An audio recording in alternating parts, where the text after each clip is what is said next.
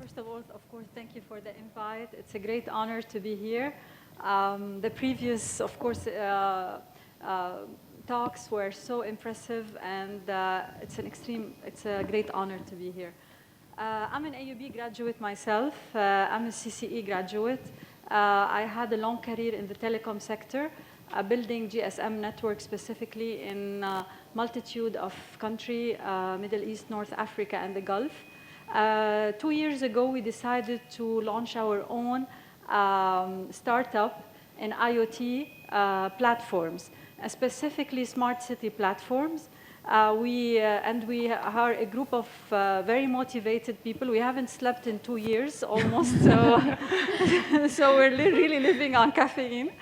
And it's been a tough journey, extremely rewarding, and I'm here to tell you more about it. Siroun. Hi, my name is Siroun, and I come from the education background. I used to be a teacher for more than 20 years, specializing in science and biology in middle and high school. At the end of the teaching career, I also became an education technology coordinator at the school. So it was my job to train other teachers to use technology effectively in class, not only to deliver curriculum. And I noticed that with the team of Arabic teachers, we noticed there's a gap in Arabic edtech. There's actually a void, especially in the middle and high school level. So we decided to fill that gap, and Kamkalima was born from that need. So we launched a few months ago, and we're a team also. We have not slept since. And I'm here to share. So you both are now based in Dubai, or are you based here in Lebanon? Kamkalima is based here. I'm moving between here and Dubai. Hi, everybody. My name is Priscilla. I'm very happy to be here, and thank you all for joining our panel. I'm an AUB grad as well, but I actually graduated, I studied landscape design. So I'm here to show everybody that even if your field is not data science, you might actually end up doing something super cool, like the initiatives that we've been doing with my company. So I co-founded MYKI a couple years ago. MYKI is a mobile application that allows users within companies to log into their accounts without a username or password. This mobile application is connected to a management portal that allows the management team to see and control where the teams are logging in from, at what time, how, when, and where. So every employee's nightmare, probably, but every employer's dream. While working on MYKI, we actually launched at TechCrunch Disrupt Battlefield in September. That was the launch of MYKI. And while working on the product, we decided, okay, now we're going to focus really hard on lead generation. And we found a need that needed to be filled. And that is when we created Caroline. So funny enough, I'm not here to talk about MYKI. I'm here to talk about a tool that was created internally by my company to help us generate leads and sell to the perfect customer online. I can talk to you a little more about it later. Looking forward to it. Great. So how old is Caroline now? Caroline is 2 months old, and she has already generated 800,000 leads, which means that 80% of those actually went from targeting to sign up. So 80% of the people that Caroline targeted actually signed up to the platform. Wonderful. Which is really cool. Great. Yeah, we like Caroline. Yeah? Yeah, she's cool. Lubna. Okay, hi everyone. My name is Lubna, and so as a brief introduction, well, I'll try to make it brief. So I will start with a personal story. I'm from Iraq, and I went as a refugee to the US in 2010. Now, you know how in these days, especially people with my kind of background are not, we're quite famous in the world, let's just say. And so I was always the kind of person who never really liked to adhere to social rules. Ask my mom, she's not very happy about that. But I always felt the need that I need to do some kind of change in our part of the world particularly. And so I knew that effective management combined with technology and with data might get me there somehow. So I went to Georgia Tech. I did my master's in industrial engineering, and I was using big data analytics and simulation modeling, particularly to improve healthcare environments. And after that, I worked as a management consulting in a big consulting firm in the US for about 2.5 years, because I felt like that's the best place to get really boot camped in all different kind of management scenarios. Summer 2015 is when I felt like I've had enough and it's time to focus on what I really like in life, and I quit my job. And since then, I began a journey of volunteering in different refugee camps and freelance advising startups and growing social tech companies in different managerial problems they were facing.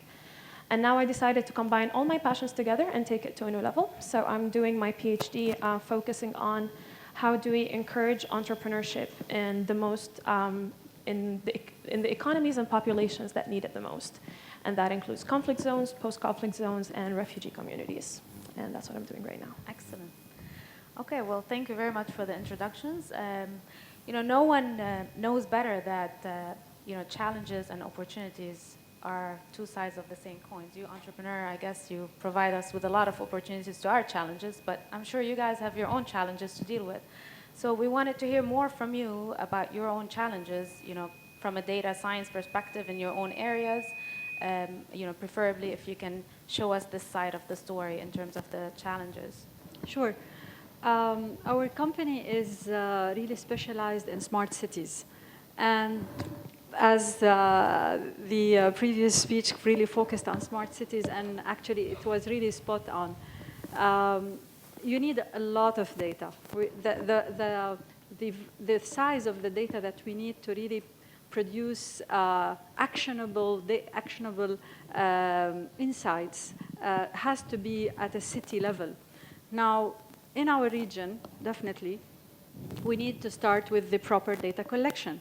So if I don't have data, it's very simple. I cannot do data analytics, and I cannot do data science, and all of this nice talks will not be really feasible. So the first challenge that we meet is we would like to innovate in the smart cities area. Smart city is a concept that is very large. It starts with a smart building, then it goes to a smart district, and then a smart city. So everything that was mentioned during the day, smart parking system, smart lighting, smart grid, smart usage of electricity, water, sewerage system, alerting you, for example, the traffic, where are the bottlenecks, the accidents, predicting that because of an accident there will be delays at the airport arrivals. All of these relations and all of these data that you need to gather at a city level are really the element, the founding element of smart cities. Now, the biggest challenge is, where do I get my data from? It's very simple. If nobody is releasing the data, if nobody collecting the data, I really cannot improve. For example, there is such a bad traffic in Beirut. So we can all say, okay, the traffic in Beirut will always be bad, and we can never, solve it. And we can say, okay, where do we install the sensors? Where do we install the readers? And let's really find out the bottlenecks and try to really start with the bottlenecks. So there is always a way to start solving some problems in a smart way, other than just saying it's really a bad situation. Smart cities require so many elements. You really need governments to help you. You need really the public sector and the private sector to work together. That's the complexity in the part that I'm doing, is that we are a startup. So yes, we are a bunch of extremely motivated people. We work 24 hours a day. We have the best intentions of the world, and we really want to make our cities smarter, which means the citizens happier. The whole concept of the happiness index, happiness ministers, and happiness, a lot of talk about happiness programs comes from making your life more efficient, more productive, not wasting your time. So unless the government supports the initiative, unless the private and the public sector come together, we really cannot move forward. And we have chosen an area which is very complex, just in terms of the parties that have to, give you the buy-in and give you to release the data. And this is coming, of course, Dubai being the beacon in the region in such areas, they signed last year the data law, and they are starting now to collect data at city level via sensors throughout the whole city of Dubai, and they will be connected on something called the Dubai Cloud. And within 6 months to 1 year, all this data will be publicly available, which means that people like us, entrepreneurs, will be able just to connect and get to know everything that's happening in the city of Dubai. Temperature, humidity, changes, traffic, smog, fog, noise, sicknesses, anything, you name it, that can be sensed will be there on the cloud. So there is no more limit for innovations from there, because you can really take any data that you want at a city level, and we saw the simulation, what you can track at the city level is huge. Then, the only limit will be really in our imagination, but also in the platform that will collect the data. You need to extract the data, you need to clean it, and then you need to start processing it, and then produce some actionable insights. So we have done this part. We have built, if you want, the engine, which will collect the data, clean it, process it, analyze it, produce actionable insights. Now we're starting now to get the data finally. So I hope in a nutshell I explained the smart cities concept. It's a very, very engaging and a very amazing concept, and you can see the impact immediately on the citizens every day, on people's life. So it's really magic. Yeah. Well, I really like the concept of the happiness index. If we could control it, we'll make sure everyone in the audience would be smiling. So I really like that concept. But I also, just to summarize your main thought, you're talking about you want access to data, you want access to city data, you want IoT and sensors around the cities so that you can be able to to analyze them. To analyze it and provide the services that Markelligent want to provide. Exactly. Do you agree, Siroun? I agree from her point of view, but I don't know if you paid attention from the morning, no one brought up education. Big data and education, big gap.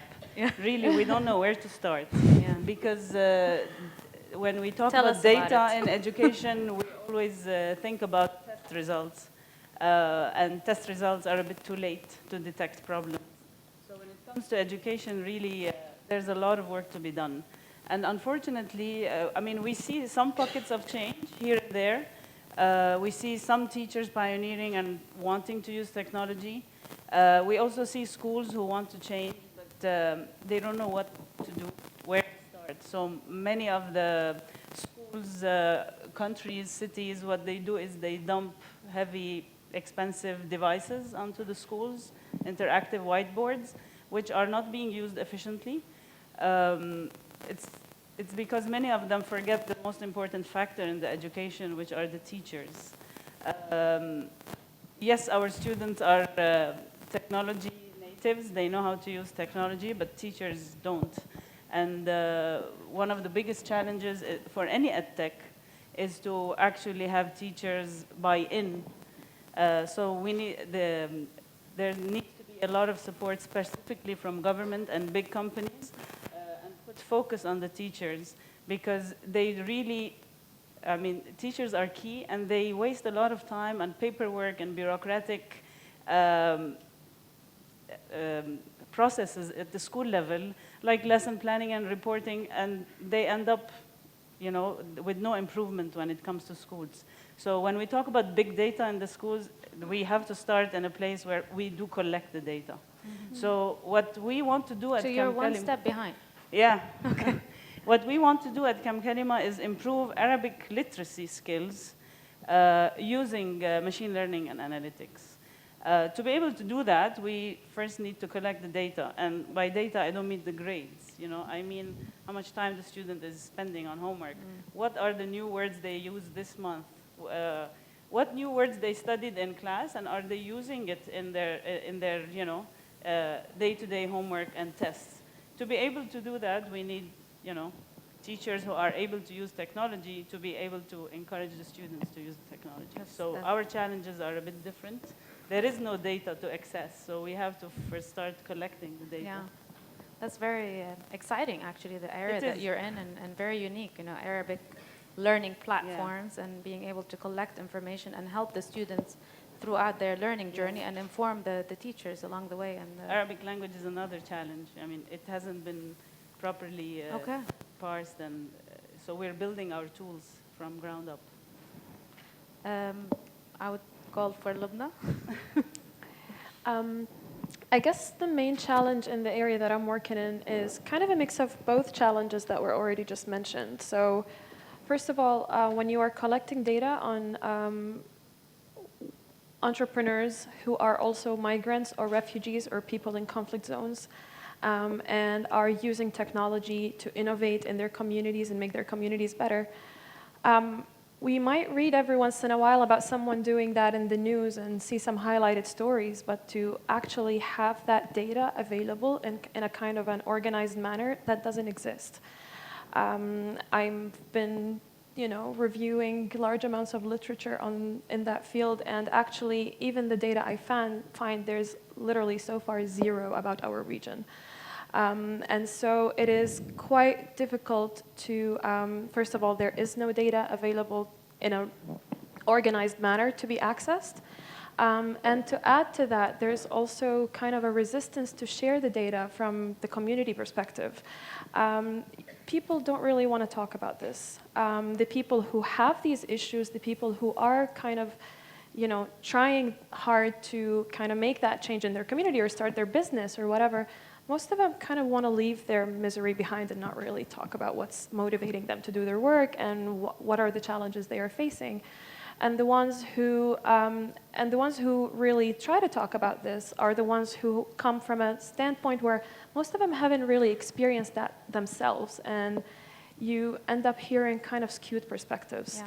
Yeah. So it's quite challenging to, even when you get data, to get data that's accurate. And to add to that, there's also the nonprofit sector in general, combined with the policy or the government sectors in. So I'm doing my study in different locations, which involve Berlin and Beirut, and soon Damascus, but that's going to take some time. Like to get to the civil society organizations or the NGOs or the local policymakers, to get them to collaborate with you on such projects is also quite difficult. Yeah. So it's a change in mindset as well to share. Absolutely. The cultural change involved is more difficult than using tools to analyze the data you will collect down the road.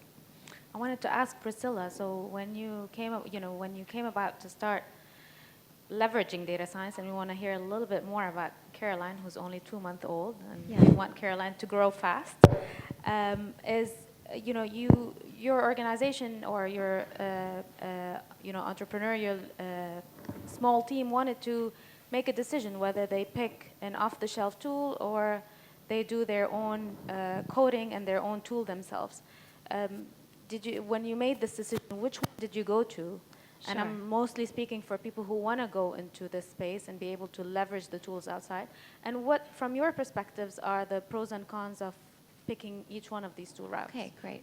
So my field with Caroline is artificial intelligence. And a big thing with artificial intelligence is the humanization of artificial intelligence. So when we talk about data collection is really important in respect to that aspect.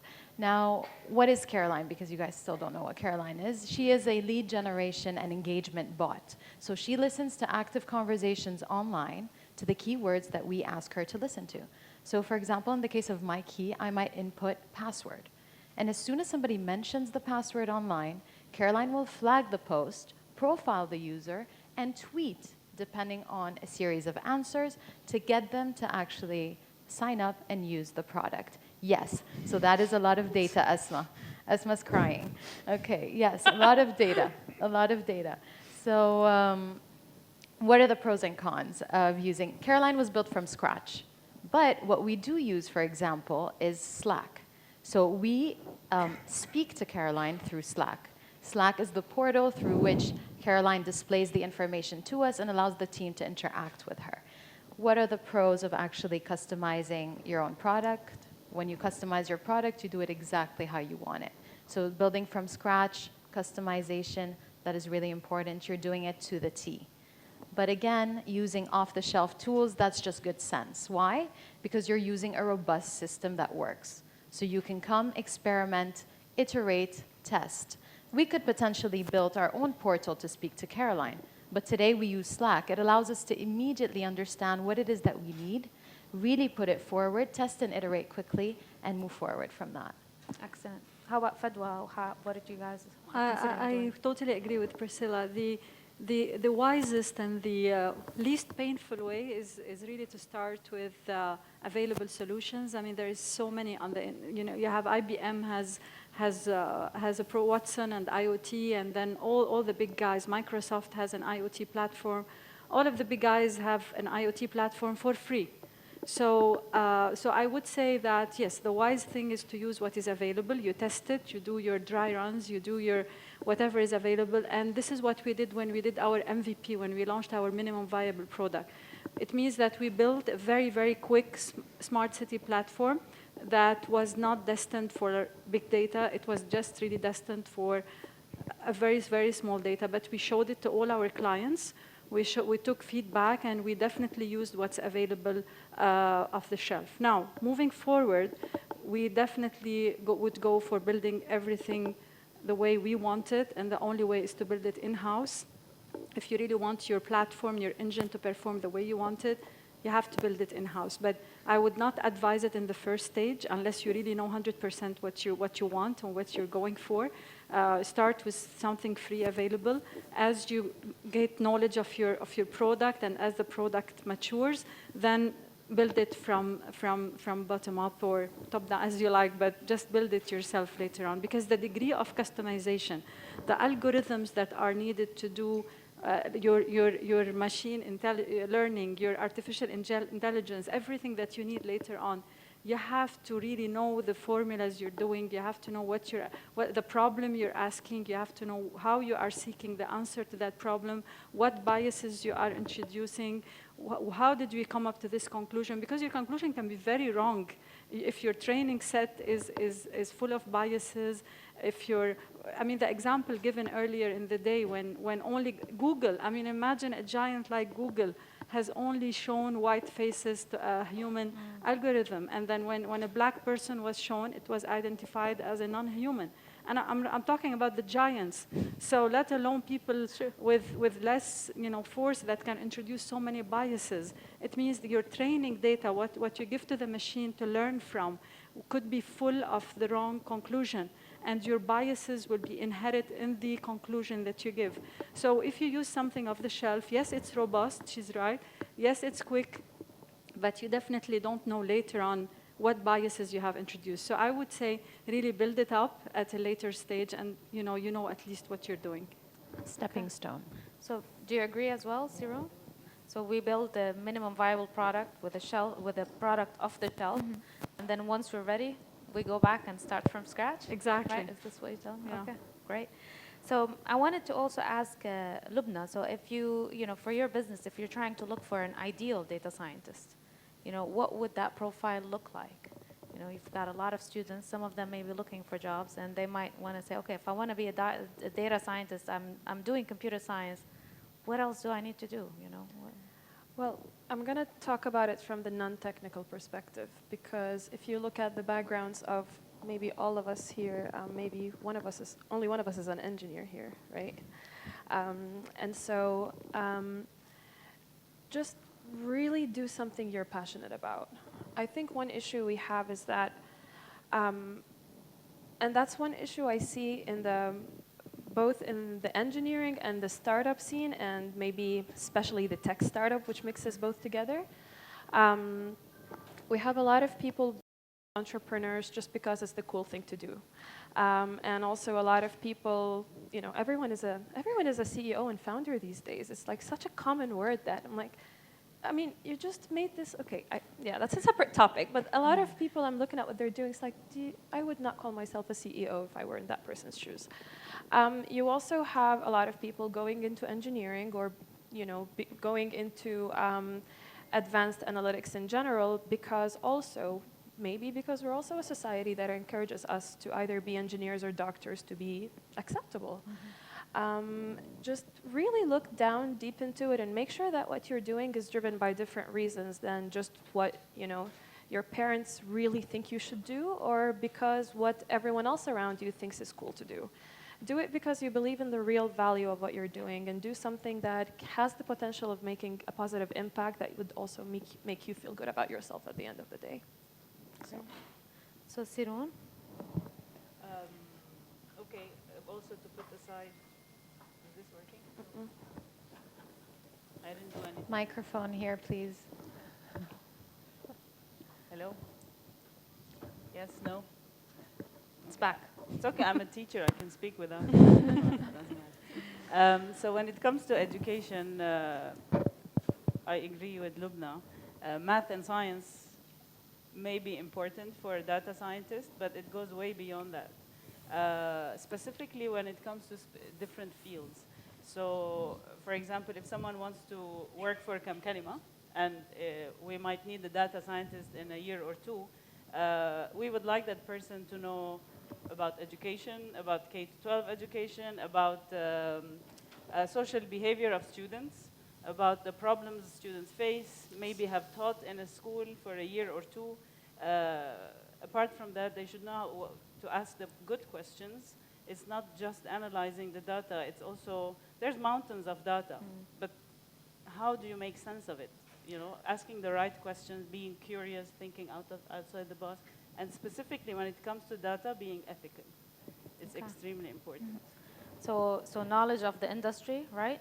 In your case, knowledge of the industry, definitely. Yes, definitely. Being ethical and insightful, right? And I think in your end, really have a genuine interest in what you're doing. Absolutely. Just don't go in it just because everybody's in it. And sometimes you might be forced into a situation where, okay, fine, I've been just doing this for a while, or I chose this major already, and I'm already in that field, and I don't like it, but I'm just in it. Yeah. At least start, make the best out of what you have, because when you have so much, when you are developing skills, particularly in this field, particularly in the combination of starting something new, starting a new company, and bringing the technology and data science element in, this is going to change the world. This is changing the world. And just think about how exciting it is that you are part of it.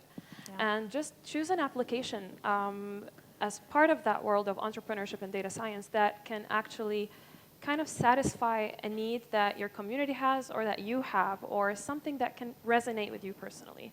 Don't just do it because you have to do it. Thank you. And, I want an additional perspective. If I may Sure, ask of sure. Fadwa? Just like the definition we need to build this unicorn. It's a unicorn, yeah. right? We need to build it. So let's add. It's just like the definition of what's a data scientist itself. If you just look it up or you try to see what's written over there, it's really very, very depressive. So you have to have a PhD in statistics. You have to be a very solid mathematician. You have to have a solid coding skills. And then you have to have the domain expertise. So imagine a person today that we can pick, that who would be a PhD, coder, and domain expert. I mean, really, it's, personally, I don't know such a person. Very few really in the world can match this. So I don't want just, if you take the textbook definition, I'm really referring to something very solid definition. Earlier in the day, we spoke about the soft skills and the hard skills and the T and everything, which is fine. But to build the T that the doctor in Canada was talking about, I don't want you just to feel that it can happen in a second. This is really a very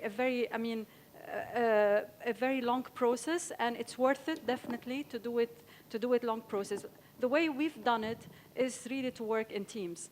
I have the mathematician, I have the statistician, and I have the domain expert. And it's, by the time each one of them had the three, it will take time. So what we did is really, we work in groups. So the three people work together, they discuss together, and this person is able to do the formula, the other person is able to do it in R, in Python. The third person really knows what's the domain. But most importantly, those three people have to get out of the office and go and see what's the problem. And if you really want to ask me about a real data scientist today, I will tell you he's not the person that we depict in you know, in comic books or in movies, just sitting behind the PC and just doing, you know, this number crunching and everything. No, a data scientist, the real one, he has to get out of the office and go talk to the people responsible for the problem he's solving. If he's solving a retail problem, he has to be in the mall. He has to speak to merchants, to buyers, to consumers, to the janitors, to the people who lock the mall, who open the mall. He has really to understand the whole journeys of what's happening in a mall. So putting the whole customer journeys and talking to people and then going back to the office and then putting this into math and statistics and what is the right question. For me, really, this was the most rewarding approach, because otherwise you end up with results that has nothing to do with what's really happening in the problem you're solving. So an ideal data scientist, if you have the three of them, statistics, math, and coding, and you know, domain expertise, you really got you know, the jewel, and never give up on this person. But if you don't find this person, just put a team together and work from there on this. So it will be your team of data, you know, rather than one person. Thank you. That's reassuring. So you can put a team together rather than have all these qualities in one person. So that's good. I'm not finding shortcuts here, but I think it's a nice option to have, to put a team together. So I don't want to be asking all the questions, so I would like to open it up to the audience and be able to take some questions, I guess, on Twitter, if there are any. So I'm going to head this way. So any questions?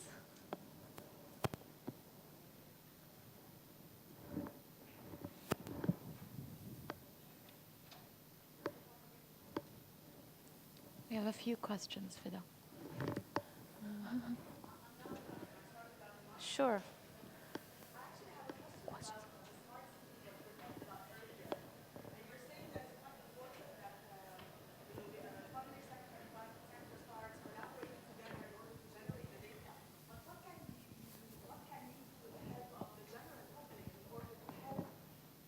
To help our cities today become smarter and start benefiting from these technologies that you have developed? Very good question. Like, for example, I have my work relies a lot on sensors, and I do a lot of readings from sensors that we install to capture a certain data with certain, you know, the 4 V's, you know, at certain intervals and everything. The first input that I can get from anybody is really through your smartphones. Your smartphones is the most powerful PC ever created, and it has so much readings. It has a GPS inside.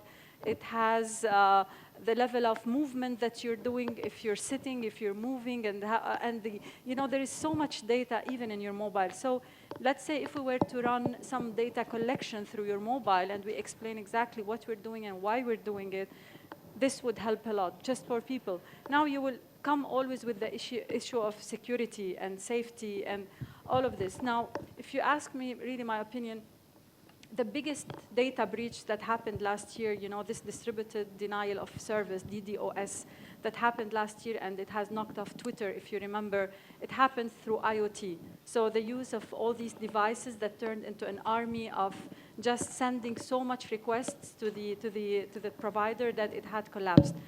If you tell me, is IoT 100% safe today, I will tell you, of course not. And it's not supposed to be safe where we are today where we are with the development of IoT. If you ask me, does this DDoS, denial of service, will happen again? I'm sure 100% is going to happen again. It's going to be more ferocious than the first time. But the good side of it is that we're learning. So when it happened the first time, there are now so many algorithms and so many systems put in place so that it doesn't happen. Now, there will be another breach, I'm sure, and then we will learn. And I think this is a process which is, unless we're able to stop hacking altogether, and I don't believe it's going to happen anytime soon, I think it's a learning process today. So the market is developing IoT products, sensors, and readers, and there is a lot of breaches, but it's only a learning process for the next at least 4 or 5 years. Yeah, my question is concerning education. So to Ms. Siroun or anyone else who can contribute, my question is, when you want to collect data on children to improve education, how would you go about it, and how far would machine learning and artificial intelligence would go, to which extent to achieve that? Because it's a big issue in education and schools nowadays, and how the use of children on social media can be very upsetting for parents or can be compromising. So I think it's so many questions in one question. So please, thank you. So there are a lot of issues, of course, and that's, I think, one of the reasons that big data and education is falling behind. Big data and education does not mean student social media. On the contrary, a good education platform should not collect anything from the student, not even their email addresses. What I mean, the type of data sets that we should be collecting at the first stage would be type of mistakes they do, type of times they're trying to do an assignment or a type of homework, the number of, and the progression. So month after month, are they improving, are they changing, so that we pinpoint the problem before the formative tests. Because once the test is there, it's too late for an intervention. Of course, there are so many other data. So for example, in Silicon Valley, there's Alt School. I don't know if any of you have heard of it. Alt School, it's being funded by Facebook, but what they're doing is a bit scary. So they have cameras all over the school. They have facial recognition devices all over the school. They have heart rate monitors on the students. Smart school. They're totally smart school. They collect all these data, hoping that one day they will understand even the emotional impact. What I personally think that's a bit too far at this stage. Let's start first, by collecting the data that's not personalized. Anonymous. Even from teachers. For example, if I'm an education institution and I want to do professional training, how do I know what type of professional training do I need to do if I don't have the data? That's why lots of professional departments at school are not doing such a great job. And it's not because they're not trying, it's because they don't have enough data on teacher performance to be able to do it. And unfortunately, teacher performance is based on test results. And the loop goes on and on. So imagine if you have enough data, even university remedial courses will be targeted. Professional development will be targeted. The big term in education now is differentiated education, and schools come and dump it on teachers. They say, okay, 21st century learning skills requires you to do differentiated education. Teacher has 30, 35 students in class. How's she going to differentiate if she doesn't know what each student's problem is? Data can make that very simple. That's great. So leveraging data to really customize the education for without personalizing the data. And of course, the problem here will be third-party vendors like Kamkalima. We should have maybe governments also should put regulations on education vendors. Data should never be sold to marketing agencies, third-party vendors. It's imagine students be targeted by advertising because third-party edtech companies sold the data. So at the policy level, government should also put some because right now we're putting our own rules and regulations. Yeah, of course. Data our governance own privacy policy and privacy. Yeah. Okay, I would like to take one well, more question. I was thinking of a question that could cut across all the speakers. You mentioned that we might have so many engineers, doctors. We need cities, we need education. And I would like to ask you all, how can we build a data science platform to guide the future generation on needed skills for cities, for government, and so on? And this will address the question of having too many engineers and scarce skills in some area. This does not need government. It requires just scanning of the various media and then fill them in field. And so if you could be doing contribution to the world, what can you think of this? Yeah, I think that would be a great idea for people in the audience who are thinking about starting their own businesses. Dr. Osman is saying that potentially we can have a business that identifies the skill set needed for jobs And maybe that will be a great input for us universities as we put together our curriculum and then help these students get ready to the real world. Great question.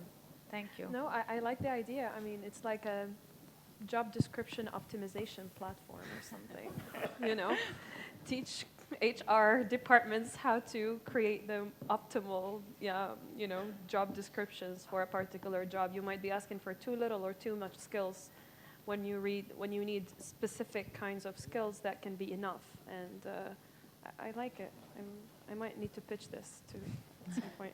Might steal it. Yeah.